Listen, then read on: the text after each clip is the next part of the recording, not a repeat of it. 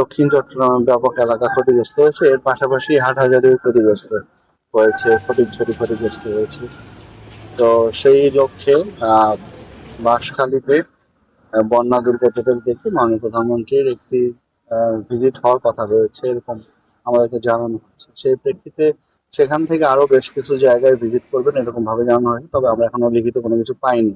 সেই লক্ষ্যে আমরা আমাদের উপজেলাগুলোতে যে সমস্ত জায়গায় যেতে পারেন বা উপজেলাগুলোর সার্বিক অবস্থা সম্পর্কে আমরা বের হয়েছি, সেগুলো সেই অবস্থা কেমন আছে সেই অবস্থা জানবো।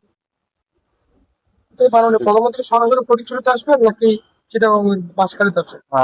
আসলে তো মাননীয় প্রধানমন্ত্রী প্রথমে বন্যা দুর্গত এলাকা বাঁশখালীতে আসবে এরকম একটি প্রোগ্রাম জানানো হয়েছে, তবে আমরা এখনো লিখিত কোনো প্রোগ্রাম পাইনি।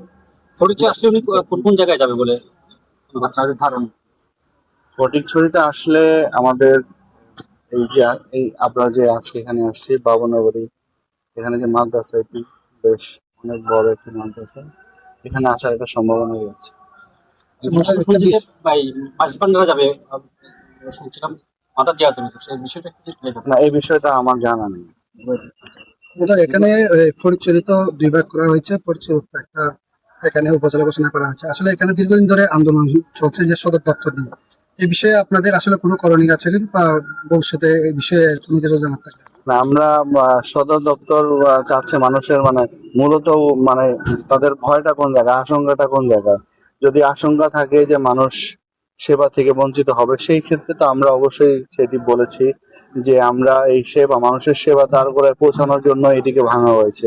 সুতরাং আর বাংলাদেশে এত ছোট একটি দেশ, এর মধ্যে একটি উপজেলা, সেই উপজেলাকে আবার দুই ভাগে করা হয়েছে। আর সারা পৃথিবীর কথা যদি আমরা চিন্তা করি, সেখানে ফ্লাইট ডিস্টেন্স অনেক জায়গায় আমরা দেখছি 6 ঘন্টা, সেখানে আমাদের এই দেশটাই কোথাও, বাংলাদেশের কোথাও 1 ঘন্টার বেশি ফ্লাইট ডিস্টেন্স নাই।